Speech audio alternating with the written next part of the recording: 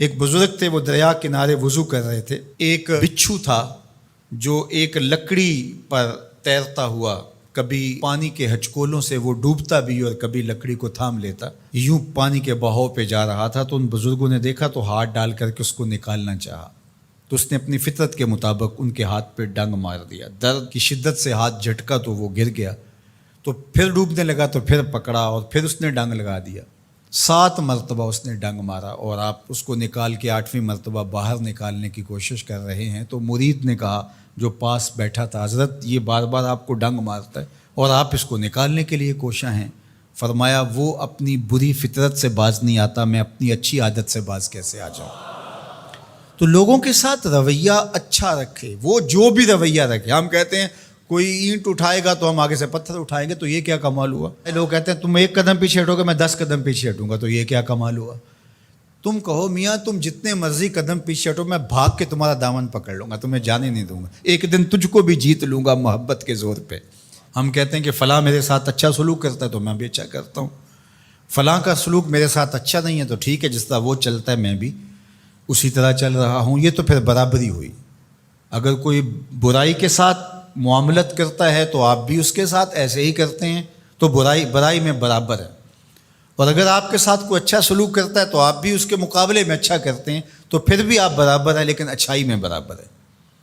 تیسری صورت یہ ہے کہ کوئی آپ سے اچھا سلوک کرتا ہے اور آپ اس سے برا سلوک کرتے ہیں، یہ بدترین صورتحال ہے۔ اور سب سے بہتر صورت کیا ہے کہ کسی کا رویہ تلخ بھی ہو، کسی کا انداز نامناسب بھی ہو، کوئی آپ کے ساتھ برا سلوک بھی کرتا ہو لیکن آپ اس کے ساتھ اچھا سلوک کرتے ہیں۔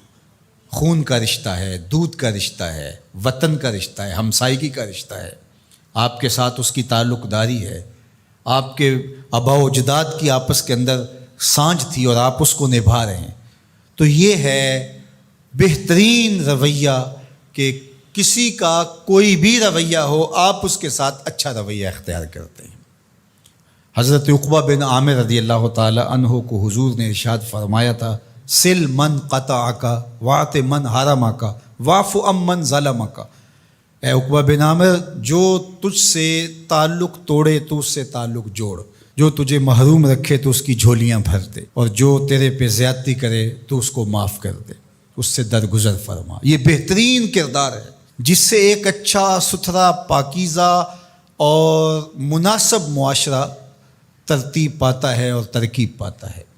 تو میرے اور آپ کے آقا و مولا نے ہمیں یہ تلقین کی، بلکہ فرمایا جو یہ چاہتا ہے کہ اس کی عمر میں برکت ہو اور رزق میں اضافہ ہو، وہ رشتہ داروں کے ساتھ سلوک اچھا کرے۔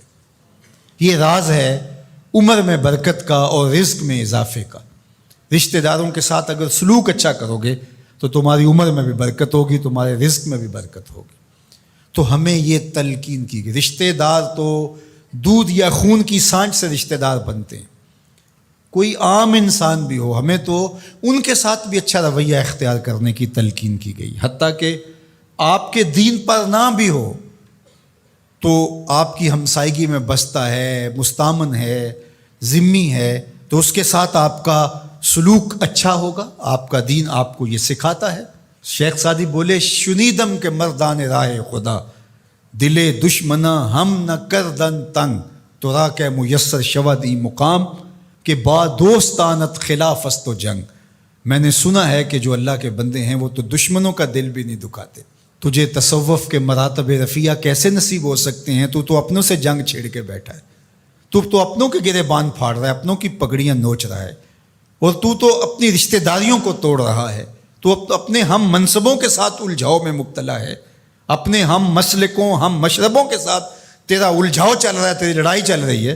تجھے کیسے مرتبہ اور باطن کا نور اور اندر کا اجالا نصیب ہوگا؟ جو اللہ کے بندے ہیں وہ تو دشمنوں کا بھی دل نہیں دکھاتے۔ انسان تو انسان رہے، وہ تو جانوروں کے ساتھ بھی رویہ اچھا رکھتے ہیں کہ یہ اللہ کی مخلوق ہے۔ مخلوق ہونے کے ناطے سے الخلق و عیال اللہ، تمام مخلوق اللہ کا کنبہ ہے، اور اس کے ساتھ اس نے سلوک، ان کا کچھ بھی رویہ ہو۔ حضور کے غلام اور اسلامی معاشرہ، اس میں یہ کس طرح چیزیں پنپ سکتی ہیں کہ ہم نفرتوں کو فروغ دیں اور کہیں کہ نہیں ہم ایسے کر دیں گے، اس نے میری طرف یوں دیکھا ہی کیوں ہے، لہٰذا میں تو اب اس سے ساری زندگی ہم کلام ہی نہیں ہوں گا۔